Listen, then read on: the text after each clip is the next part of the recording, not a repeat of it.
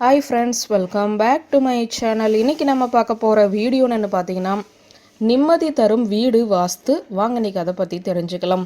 வாஸ்து ரீதியாக சில விஷயங்களை நாம் பின்பற்றும் போது நேர்மறையான ஆற்றல்கள் ஊடுருவ ஆரம்பிக்கும்.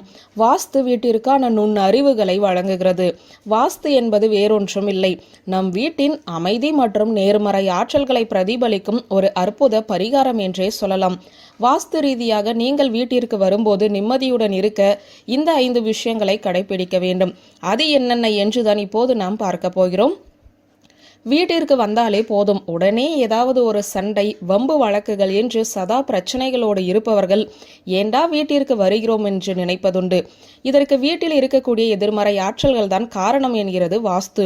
நாம் எவ்வளவு விட்டு கொடுத்து இணக்கமாக சென்றாலும் சில விஷயங்கள் சரியாக இல்லை என்றால் உங்கள் தலையெழுத்தை யாராலுமே மாற்ற முடியாது. முதலாவதாக, வீடு எப்போதும் சுத்தமாக இருக்க வேண்டும். தேவையற்ற குப்பைகளை வீட்டில் அடுக்கி வைத்திருந்தால் நெகட்டிவ் வைப்ரேஷன்கள் அதிகரிக்கும். இதனால் குடும்பத்தில் நிம்மதி இருக்காது. அவ்வப்போது வேண்டாம் என்று நினைக்கக்கூடிய பொருட்களை தூக்கி எரிய யோசிக்காதீர்கள்.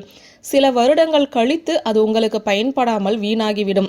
நிச்சயம் பயன்படும் என்று தெரிந்த பொருட்களை மட்டும் பாதுகாப்பாக எடுத்து வையுங்கள்.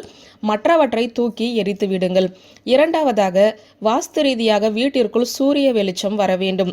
சூரிய வெளிச்சம் வீட்டிற்குள் வராதபடி நீங்கள் கட்டியிருந்தால் கண்டிப்பாக உங்களுடைய வீட்டில் நிம்மதி இருக்காது. கணவன் மனைவிக்குள் சதா சண்டை சச்சரவுகளுடன் இருப்பீர்கள். சூரிய ஒளி படும் இடத்தில் கண்ணாடிகள் அல்லது கண்ணாடி ஜன்னல்கள் இருக்க வேண்டும். இது உங்கள் மனநிலையில் நல்ல தாக்கத்தை ஏற்படுத்தும். பகல் நேரத்தில் ஜன்னல் கதவுகளை திறந்து வைத்து சூரிய ஒளி வீட்டிற்குள் வருமாறு மாற்றி அமையுங்கள். நிச்சயம் வீட்டிற்கு நிம்மதி கிடைக்கும். வீட்டிற்கு உள்ளேயும் வீட்டிற்கு வெளியேயும் பசுமையான சின்ன சின்ன செடி கொடிகளை வளர்க்கலாம். இதனால் காற்றை சுத்தப்படுத்தி நம் மனதையும் அமைதியாக்கும். பசுமை என்பது மங்களகரத்தை குறிப்பது. எனவே பசுமையாக இருப்பது வீட்டிற்கு மங்களகரம் தரக்கூடியது. மகாலட்சுமியின் வரவையுமே அளிக்கும். செல்வ செழிப்பு அதிகரிக்கும். எனவே வீட்டில் மரம், செடி கொடிகள், மனம் மிகுந்த பூக்களை கொண்ட செடிகளை வளர்க்க கற்றுக்கொள்ளுங்கள்.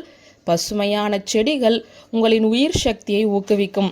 இதனால் குடும்பத்தில் நிம்மதி உருவாகும். நிலம், நீர், நெருப்பு, காற்று, ஆகாயம் என்று அனைத்து சம்பந்தப்பட்டதாக நம் வீடு அமைந்திருக்க வேண்டும்.